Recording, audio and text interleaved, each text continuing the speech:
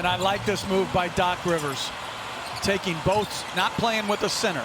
JaMychal Green is your center, playing quicker and more skill. George switches on to Jokic. Fadeaway jumper, good. Toyed with him and made the bucket. The lead up to 10. And nothing you can do about that. That's good defense, better offense by an outstanding player.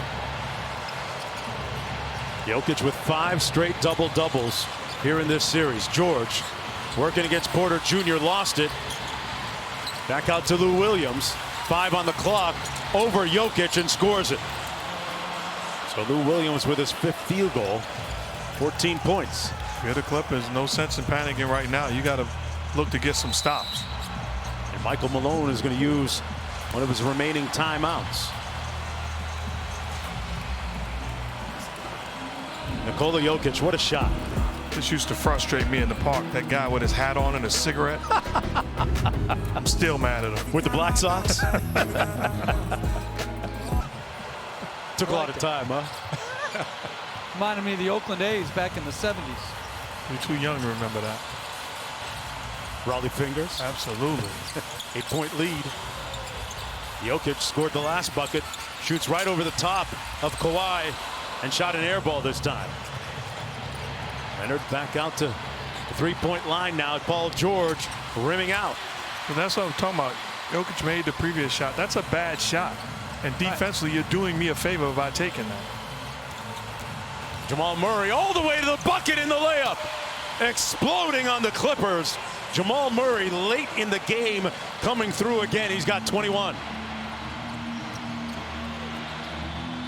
Clippers just seem paralyzed right now. Outscored 55-30. Mid-range pull-up off the mark, tipped up, controlled by the Nuggets. I mean, that's a good look. And they're trying to put Lou Williams into the pick and roll. What a pass by Murray. They move it around. Jokic, high arcing 3, butter. Nikola Jokic forces Doc Rivers and the Clippers to call a timeout. The tsunami is just flooding down on Kawhi Leonard and the Clippers, and they are helpless against it right now. And you look and you say, well, why is that shot okay, but the previous one isn't? Well, that's off of ball movement. That's off of dribble penetration. That's off of drive and kick and extra pass. That's a much better shot. And it's a 3 on balance, and a good play by Torrey Craig and a beautiful touch pass by Gary Harris. And again, Jokic, who was he was a below average 3-point shooter in the regular season. He is just knocking them down, which gives them extra space. 34 points in the game. He's got 4 career playoff games with 30, 10, and 5. And the 34, his most in this series. And you are looking at a paralyzed and stunned group of Los Angeles Clippers, down 13 points. They led by 16 points after the first half of play. They have been outscored in the second half, 59-30. Wow. They are just locked right now. Stuck in neutral, 0-6 with a chance to clinch a berth in the conference finals. Only 2:26 to go. That is a steep hill to climb right now for the Clippers. If this goes to Game 7, we should just start in the second half with the Nuggets down 19 and play from there. I like that. Under 2.5 to go. Denver Nuggets already the 12th team to rebound from a 3-1 deficit to win a series. And Zubac mishandles the pass, and they give it away. Well, this is a Nuggets team that's proven they're not afraid of this Clipper team. And really, we witnessed anything can happen in a Game 7, which is a dangerous place to be. Gary Harris, why not? Yes! Gary Harris makes it a 16-point lead. And they are strumming their guitars right now in Denver and on the bench. This is a stunning, riveting, compelling comeback by the Denver Nuggets. Lead down to 14 after that bucket. We should, obviously the Clippers have to do better, but we should be focusing on how great the Nuggets have played since down 3-1 to Utah. I mean, really, this is a good, sound basketball team who has a lot of weapons and a lot of heart and toughness. And their poise really belying their youth right now. As Michael Bologna said, he has a relatively young team, but not playing like it right now. Outplaying a more veteran squad led by a NBA Finals MVP, Paul George, as well, a multiple-time All-Star.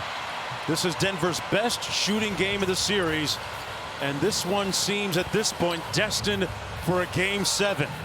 And how about the Nuggets? Upset, felt jilted. Everybody waiting for the party in LA to see who's going to claim the Lakers and the Clippers. They said, hold up, wait a minute. Paul George back the other way, running out of time, 48 seconds to go. Whistle, foul, and George will go to the free throw line. From a 3-1 deficit, they were the 12th in the last series, Jeff. But they're the 3rd seed. I mean, have we just been overlooking? I mean, this is not a huge, like, discrepancy in seeding. I mean, they have played well.